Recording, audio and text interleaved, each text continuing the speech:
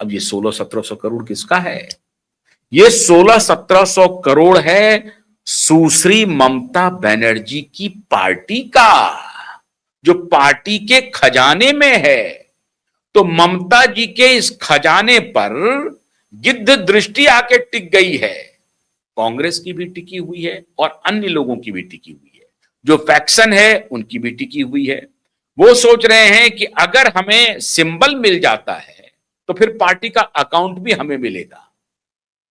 अगर सिंबल मिल गया तो सिंबल का महत्व ही यह है कि संपूर्ण पार्टी दूसरे गुट की हो जाएगी, ममता बनर्जी की नहीं रहेगी। और वो संपूर्ण सिंबल के साथ होने की लगभग आखिरी पायदान पर खड़ी है। तो श्रीमान हमारे भूपेंद्र यादव की, हमारे शुभेंदु अधिकारी की, हमारे अमित शाह जी की और अंत में मोदी जी की, इन सब की नजर भी, हालांकि पैसे से कोई लेना देना नहीं है, पैसे की कोई कमी नहीं है, सत्ता में है, डबल इंजन की सरकार है, तो इन्हें 1600-1700 करोड़ का क्या मूल्य है? कुछ नहीं है। लेकिन 1600-1700 करोड़ रुपए इनके लिए मूल्यवान नहीं है, लेकिन 1600-1700 करोड़ रुपए मूल्यवान तो हैं। पूरी जिंदगी खप जाएगी और एक पार्टी खड़ी हो सकती है, उसके लिए उतना पर्याप्त धन है। आगे कितना दिन चलेगा नहीं चलेगा कहना मुश्किल है। तो अगर ये सिंबल चला गया तृणमूल कांग्रेस का नए फैक्शन के साथ, तो अकाउंट भी सीज हो सकता है ममता बनर्जी का। अब उससे अगर उन्होंने निकासी की, वो भी चला जाएगा, उनको भी वापस करना पड़ेगा, क्योंकि ये सारे मामले अब अदालत में जाएंगे, अदालती कार्रवाई तो होकर रहेगी। ममता बनर्जी भी दावा ठोकेगी और ये लोग भी दावा ठोकेंगे कि भाई ममता बनर्जी का वो पैसा नहीं है, वो पैसा पार्टी का है। और पार्टी अब पूरी तरह से नए फैक्शन के साथ है, एमएलए उनके साथ हैं, एमपी उनके साथ हैं। पार्टी के संगठन को जो डिसॉल्व किया उसका कोई मतलब नहीं है। चुने हुए प्रतिनिधि पार्टी के रिप्रेजेंटेटिव होते हैं, वही पार्टी होती है। अगर आप चुनाव में चले गए, जब तक आप चुनाव में नहीं है तब तक आप कह सकते हैं कि भाई संगठन ही पार्टी है, वो अलग विषय है। लेकिन जब आप एक बार जनता के प्रतिनिधि हो गए उस पार्टी के सिंबल पर, तो फिर उस पार्टी के सिंबल होल्डर कितने प्रतिनिधि, कितने की जमात, बहुमत किस तरफ है, ये देखा जाएगा। और बहुमत एमएलए, बहुमत एमपी, तो 4 सांसद इस्तीफा दे चुके हैं राज्यसभा से। धीरे धीरे राज्यसभा में टैली घटती जा रही है, 11 से घट करके अब वो 7 हो गया है।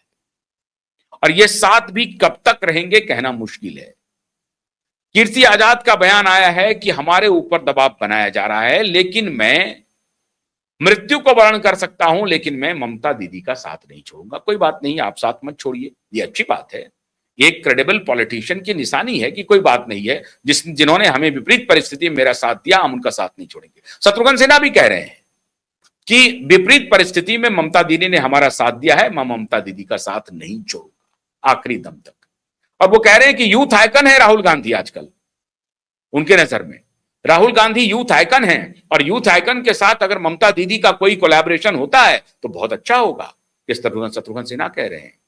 और कांग्रेस पार्टी में कीर्ति आजाद पहले से रहे हुए हैं, तो कीर्ति जी के लिए तो वो एक प्रकार से अपना घर ही है। उनके साथ अगर कोई भी अलायंस होता है तो कीर्ति जी भी कंफर्टेबल हैं, शत्रुघ्न सिन्हा भी कंफर्टेबल हैं, महुआ मोइत्रा भी कंफर्टेबल हैं, सयानी घोष कंफर्टेबल नहीं थी, चल पड़ी दूसरे रास्ते, माला रॉयस कंफर्टेबल नहीं थी, चल पड़ी दूसरे रास्ते। ये आखिरी कड़ी है, जो माला राय है या सयानी घोष है, जिनका अपॉइंटमेंट ममता बनर्जी ने किया, उन्होंने भी रास्ता छोड़ दिया। लेकिन अब उस पैसे पर नजर है, उस पैसे पर कई लोगों की, एक तो कांग्रेस पार्टी की नजर, भारतीय जनता पार्टी की भी नजर है कि उनके पास ये फंड है, और वो अगर नई पार्टी में आता है, नए संगठन में आता है, तो नए वाला अपना फैक्शन यूज करेगा, उनकी भी नजर है, नए फैक्शन की भी नजर है। और ममता बनर्जी अभी दो राहे पर है कि क्या पता वो फंड भी हमारे हाथ से चला जाएगा, तो आर्थिक नुकसान अब अगर ममता जी को होगा तो फिर उनके पास कोई स्टॉक बचेगा नहीं बार्गेन करने के लिए कांग्रेस पार्टी के साथ। फिर कांग्रेस पार्टी उन्हें जो कहेगी वही ममता दीदी को करना पड़ेगा, क्योंकि आर्थिक स्टॉक भी उनके पास नहीं है। तो पार्टी गई, विधायक गए, सांसद गए और धन भी गया। अब ऐसी परिस्थिति में वो क्या कर सकती हैं? और इसका कास्केडिंग इंपैक्ट क्या हो रहा है? कर्नाटक, यहां महाराष्ट्र में हो रहा है। महाराष्ट्र में क्यों हो रहा है? महाराष्ट्र में डबल अटैक एक साथ ठाकरे के ऊपर पड़ रहा है। अभी तक यह कहा जा रहा था कि आदित्य ठाकरे के ऊपर अगर एफआईआर नहीं हो रहा है तो उसके पीछे केंद्र सरकार है जो उनको बचा रही है, वहां की वर्तमान सरकार है, फडणवीस सरकार है जो उनको बचा रही है। किस मामले में? दिशा सालियान के केस के मामले में। अब उसकी आखिरी तारीख ऑलमोस्ट समझिए कि इस तारीख में एफआईआर के आदेश हो ही जाएंगे, इसलिए टाइमिंग बहुत महत्वपूर्ण है।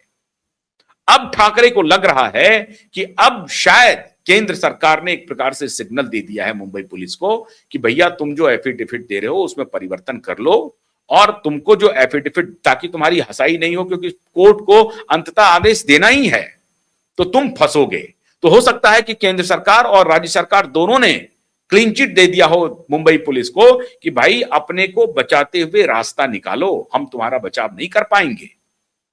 अब जिस चीज की आवश्यकता थी केंद्र सरकार को और राज्य सरकार को, वो स्वतः पूर्ण हो रही है, पार्टी उनकी टूट रही है। लेकिन एक बात ध्यान रखिए, वो पार्टी टूट जरूर रही है लेकिन एकनाथ शिंदे के साथ जा रही है, और एकनाथ शिंदे मजबूत हो रहे हैं। फडणवीस की हमेशा ये कोशिश रहती है, इसलिए वो ये काम कर भी रहे थे। पॉलिटिकल गैलरी में लगातार ये चर्चा हो रही है कि आखिर आदित्य ठाकरे को बचाया क्यों जा रहा है। तो उसका एक कारण पॉलिटिकल पंडित कहते हैं कि उनको एकनाथ शिंदे को बैलेंस करना होता है कि देखो जी आप ऐसा कर रहे हो ना, हम इनको ले सकते हैं अंदर। तो एकनाथ शिंदे ने नहले पर दहला चल दिया और उन्होंने कहा कि आप अगर हमसे खेल खेलेंगे तो हम भी खिलाड़ी हो गए हैं, और उनको मोदी का समर्थन प्राप्त है। मोदी का समर्थन प्राप्त है, अमित शाह का समर्थन प्राप्त है। इसलिए एकनाथ शिंदे महाराष्ट्र में कमजोर नहीं है। और फडणवीस अगर इस कीमत पर कि हम चलो एकनाथ शिंदे को थोड़ा सा बैलेंस करने के लिए उद्धव ठाकरे और आदित्य ठाकरे को अपनी तरफ सटा करके रखें, उनके खिलाफ कार्रवाई ना होने दें, ये काम करेगा नहीं। और वो खेल एकनाथ शिंदे ने खराब कर दिया है। एकनाथ शिंदे अब इतनी दूर निकल गए हैं आदित्य ठाकरे के साथ और उद्धव ठाकरे के साथ, जहां से रिकॉन्सिलिएशन होना मुश्किल है, नामुमकिन है। उनकी कोई दोस्ती नहीं हो सकती, उनके बीच में कोई बातचीत नहीं हो सकती, ये बात तय मान के चलिए। क्योंकि एकनाथ शिंदे ही वो शख्स है जिन्होंने उद्धव ठाकरे को तबाह कर दिया, बाला साहब ठाकरे की पूरी राजनीति ध्वस्त कर दी, और बाला साहब ठाकरे की असली वारिस एकनाथ शिंदे हो गए। तो अगर देवेंद्र फडणवीस अब तक ये चाल चल रहे थे कि उद्धव ठाकरे और आदित्य ठाकरे को ये फिलर दे करके कि एकनाथ शिंदे को बैलेंस करने के लिए हमको आपका साथ लेना पड़ सकता है, आप चिंता मत कीजिए, बदले में हम आपके बेटे को बचा रहे हैं, अगर ऐसी चाल होगी तो अब वो चाल खत्म कर दिया एकनाथ शिंदे ने। और इसीलिए मैं कह रहा हूं कि ये जो 22 जून की तारीख पड़ी है, उसकी टाइमिंग बेहद महत्वपूर्ण है। कल ही मैंने आपको बताया था कि कैसे chief justice Mumbai high court सुनवाई कर रहे थे, लेकिन उनका एलिवेशन हो गया सुप्रीम कोर्ट में, तो वो सुनवाई फिर कुछ दिन के लिए अटक गई थी और वैकेशन भी चल रहा था। वैकेशन जैसे ही खत्म हुआ, 22 जून को तारीख लग गई, और मोस्ट प्रोबेबली उस तारीख में एफआईआर के आदेश होंगे, और अगर एफआईआर के आदेश होंगे तो जांच प्रक्रिया आगे बढ़ेगी, और जांच प्रक्रिया बढ़ते ही उनकी गिरफ्तारी भी संभव है। आदित्य ठाकरे की गिरफ्तारी संभव ही संभव है, उनको गिरफ्तार ही करेगी पुलिस। तो हर तरफ से आदित्य ठाकरे और उद्धव ठाकरे घिरते जा रहे हैं। एक तरफ एकनाथ शिंदे ने पश्चिम बंगाल दोहरा दिया महाराष्ट्र में, इसके पहले भी दोहराया था। एकनाथ शिंदे ही सिंबल बने पश्चिम बंगाल में ऋतुव्रत बंदोपाध्याय के लिए और काकोली घोष दस्तीदार के लिए।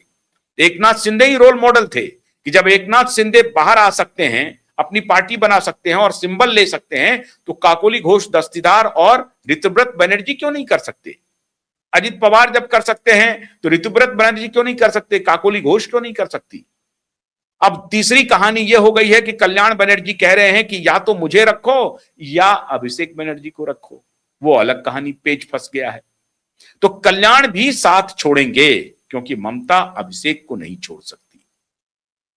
और जब कांग्रेस में ही जाना है तो तुम्हारा क्या लेना देना, जो रहना है रहो, जाना है जाओ। अगर हमारे अंदर ये चल रहा है कि अब छोड़ दो अब ये झंझट को, कांग्रेस पार्टी में शामिल हो जाते हैं, राज्यसभा की सीट मिल जाएगी और उपाध्यक्ष बन जाएंगे, तुम्हें राष्ट्रीय महासचिव बना देगा और उसके बाद कहीं ना कहीं से कोई सीट मिल जाएगी, अपना जिंदगी आराम से काटना। जेल तो नहीं जाओगे, लेकिन जेल तो जाना ही पड़ेगा, क्योंकि कानून तो अपना काम करेगा। कानून के हाथ बड़े लंबे होते हैं। तो ये सारी प्रक्रियाएं चल रही हैं। ठाकरे परेशान हैं, ममता जी ऊहापोह में हैं, शरद पवार ऊहापोह में हैं और अभिषेक बनर्जी के लिए जेल के दरवाजे अब नजदीक आते जा रहे हैं। परिस्थितियां बड़ी तेजी से बदल रही हैं।